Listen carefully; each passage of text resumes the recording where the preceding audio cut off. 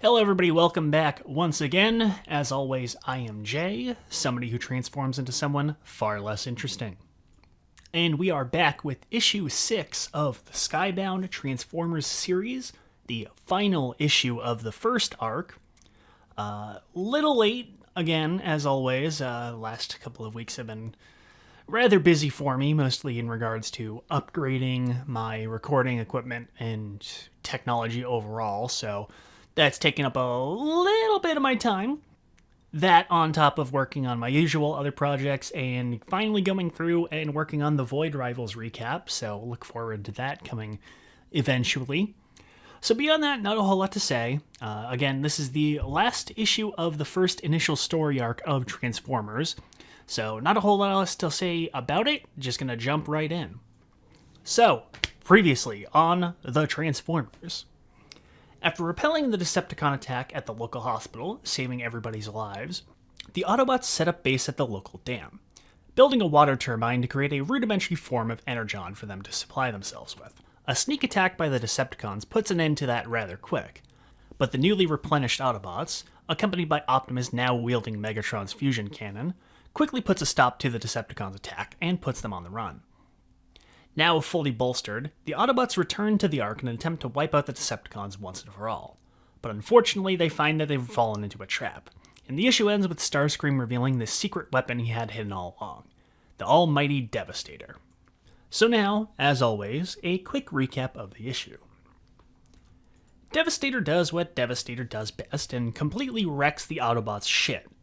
Optimus attempts to fight back and give the Autobots time to escape, but he is completely, mercilessly thrashed by Devastator and almost nearly instantly killed in an attack. The Autobots manage to escape, just barely, into the cover of the Ark, hoping and praying they have time to recover before Devastator and the Decepticons break in. Meanwhile, Cliffjumper and Carly have snuck in on board the Ark through a separate entrance, but unfortunately for them, Starscream has also chosen this exact entrance, leading to a one-on-one battle between the two Transformers. Unfortunately, all hope seems lost, as Optimus's wounds are fatal, and without any energy to restore himself, is very quickly about to die. Optimus, seeing his dying days coming, gives a dramatic speech and attempts to pass on the Matrix, but unfortunately finds no willing participants. However, emboldened by the words Optimus gives on his deathbed, Sparky finds the words resonating with him, and decides to make an ultimate sacrifice. By rather literally merging with the Matrix, he restores the energy of the Matrix to its full power, which in turn restores Optimus to his full strength and completely instantly repairs him. Optimus promises not to let this sacrifice be in vain, and vows to protect the Earth now and forevermore.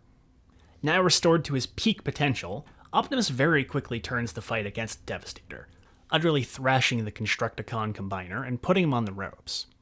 Meanwhile, we return to the duel between Starscream and Cliffjumper, which is not exactly going in Cliffjumper's favor, but thanks to a split decision by Carly, Cliffjumper is able to get the win, and has Starscream at his mercy. However, with the moment of his revenge finally at hand, Cliffjumper hesitates and allows Starscream to live, a decision he immediately regrets as he takes Carly prisoner and attempts to crush her just like he crushed her dad. Fortunately, both fights end the exact same way, as Optimus manages to suplex Devastator and throws him straight at the Ark, striking Starscream and completely demolishing him in the process. Once more tasting defeat, the Decepticons turn to retreat, but not before Optimus offers Soundwave a chance at a truce that is both rejected and will not be offered again. And the issue, and our opening arc, ends with Spike waking up from his coma, and simply asking to know where his dad has been. So overall, a really strong finale to our opening arc. As an individual issue, I've got some gripes, and I'll get into that as a little bit as I go on, but overall, again, another really strong issue. I like that, again, we immediately get the sense of scale with Devastator, both literally in terms of size and in terms of power. He literally just picks up Optimus and throws him, and he's basically dead, which is pretty intense. I'm sure Devastator's going to get nerfed to all hell and back as the series goes on, as is inevitable, but for a nice big finale spotlight, I really liked that. Devastator was very impressive. A little disappointed they're using him this early on, but I mean, I think it's fair. I think it's fair to kind of set those stakes this early. So we'll see. As long as they don't get too power level heavy as it goes on.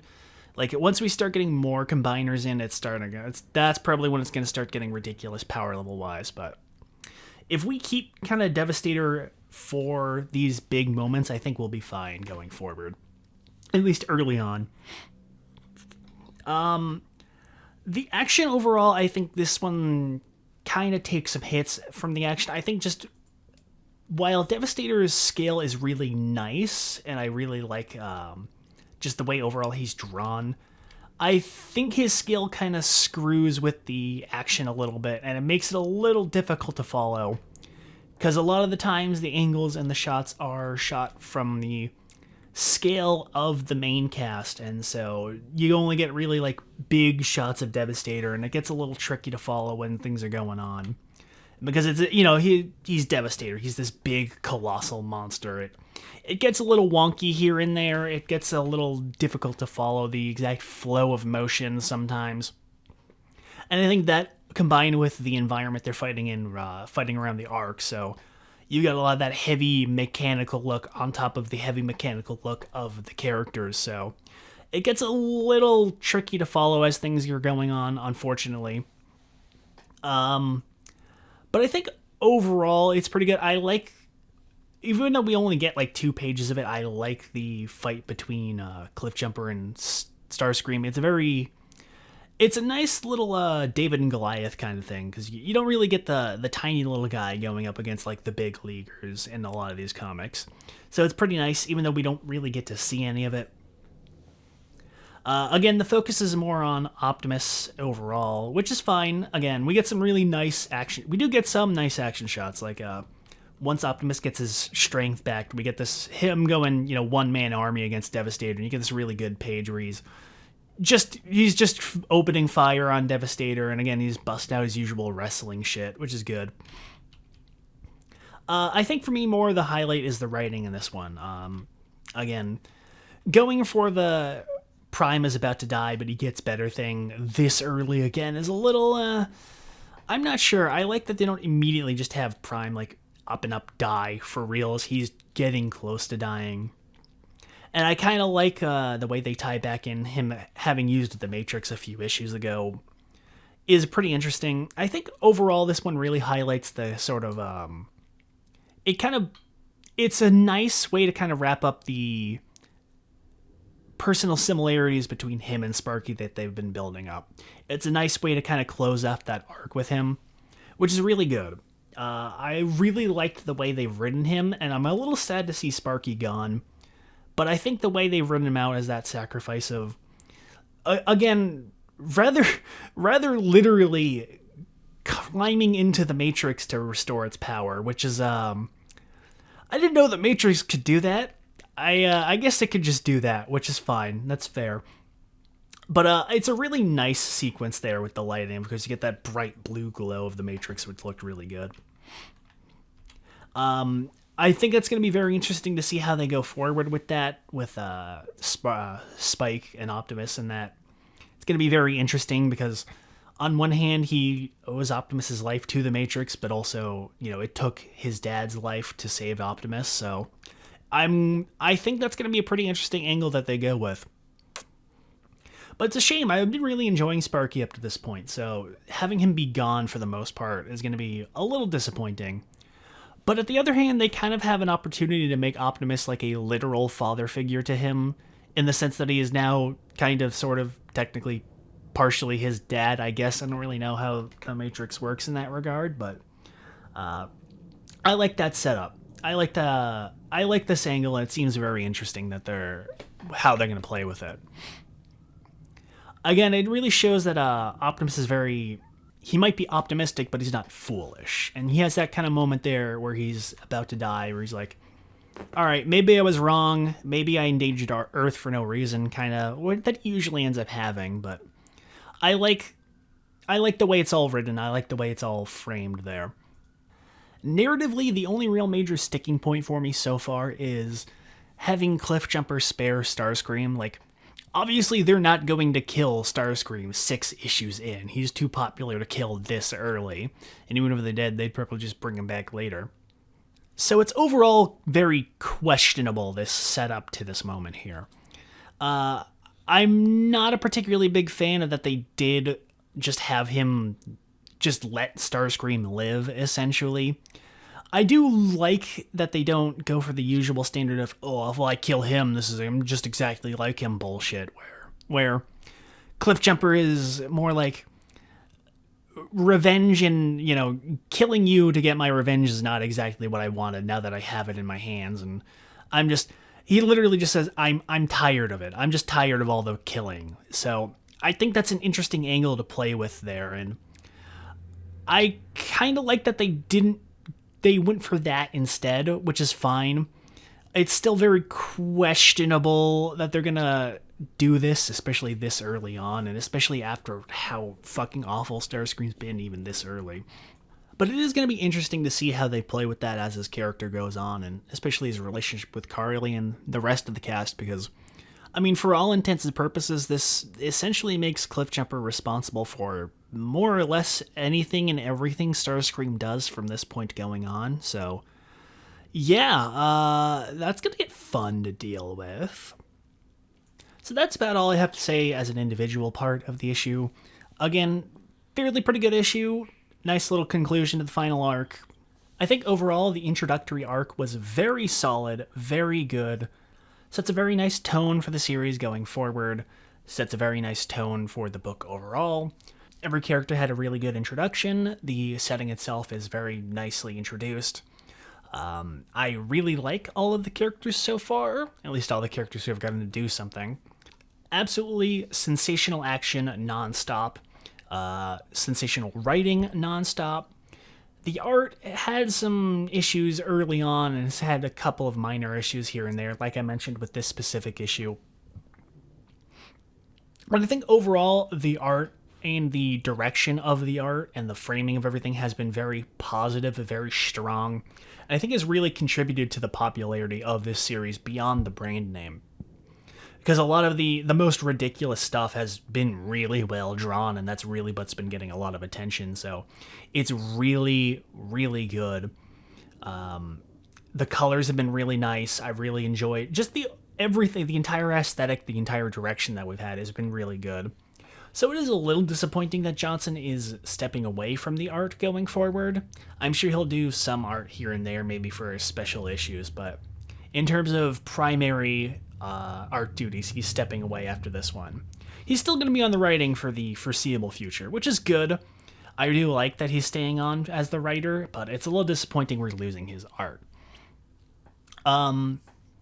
Really, I've only had a couple of minor complaints here and there. I think overall, the first arc has felt a little bloated at points, just in terms of content. Like, it's felt a little long at points.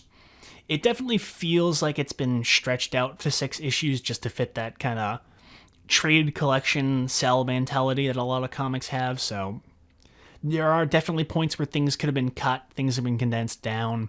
You could have moved things into a new arc rather than kind of crowbarring everything into the end of another one. There are things that could have had been fleshed out a little bit more, had a little bit more time focused on if you weren't trying to rush through to this arc. But at the same time, there's a lot of things that, again, could have, if it wasn't trying to be crammed into a single 6-issue arc, could have been done better with more time. But I don't necessarily think it necessarily wasted any time or anything didn't feel necessary. It does feel like there's just a little bit too much crammed into this space at some points. I do wish the kind of 6-issue arc mentality wasn't what they were going for.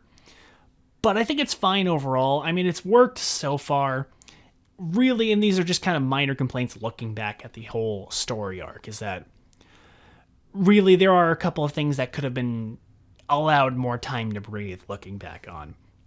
But I wouldn't necessarily say anything has been bad or that my enjoyment has dropped or that it's been getting worse. Again, there are some I've had my minor nitpicks here and there, but beyond that, there's really no foreseeable problems or anything. There's really no major things that I have issue with.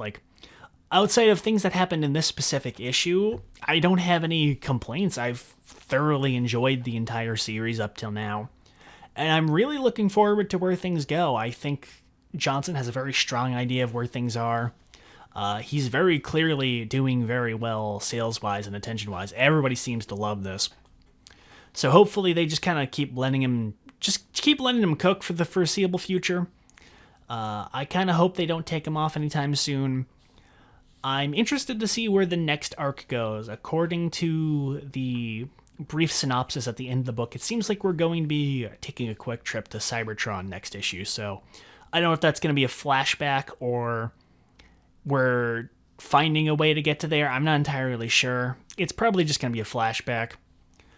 Really, the only thing I'm dreading is kind of seeing where things go as we start to incorporate more of the expanded universe stuff with Void Rivals and the G.I. Joe stuff, where I like those books on their own have been really cooking and been really doing well. But I think once we start incorporating things, we're going to start seeing problems, which I think is going to be a little disappointing. But overall, the Energon universe has been incredibly strong so far, and Transformers has been the absolute strongest of all of the books. So I'm excited to see what Johnson is cooking from here on. I have the utmost faith that he's going to keep up the level of quality, and if not surpass himself, then just keep things going exactly the way they are. It ain't broke right now, so no need to fix it, no need to try tweaking with the formula or anything. Just keep doing what you're doing, and I think the series is going to be very, very successful. But that's just me. I'd like to hear everybody else's thoughts if you want to. That's all I'm going to have for now. I will check back in sometime soon with the next other issues. Like I said, I've got the Void Rivals recap coming up soon, and then I'm going to be hopping on doing individual issues. Probably starting with 8. My recap only goes up to 6, but I'm probably just going to skip over 7 just because it's been a little while. I haven't even read it yet, to be entirely honest, so I should probably get around to that. But I digress. This has gone on long enough. Thank you all very much for watching, and I will see you next time.